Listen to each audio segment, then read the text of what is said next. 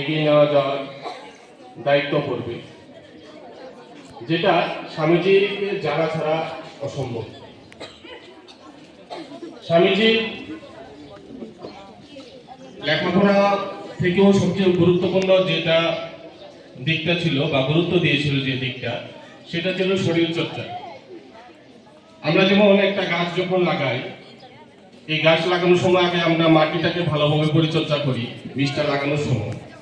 ঠিক তোমাদের যে কাজকর্ম, লেখাপড়া থেকে শুরু করে ভবিষ্যতে যে কাজকর্ম আছে তোমাদের, সবগুলির জন্যই তোমাদের শরীরটাকে ঠিক রাখতে হবে। তার জন্য প্রয়োজন তোমাদের নিয়মিত শরীর চর্চা।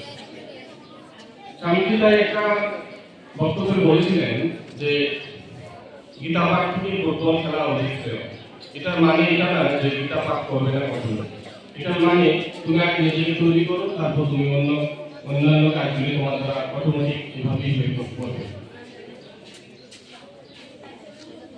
আজকের দিনে যে যুব সমাজ, এই যুব সমাজের যারা একটা অংশ, সেই অংশটা স্বামীজির যে আদর্শের ঠিক বিপরীত দিকে চলছে, অর্থাৎ বিভিন্নভাবে বিভিন্ন অসামাজিক কাজকর্মে লিপ্ত হয়ে গেছে।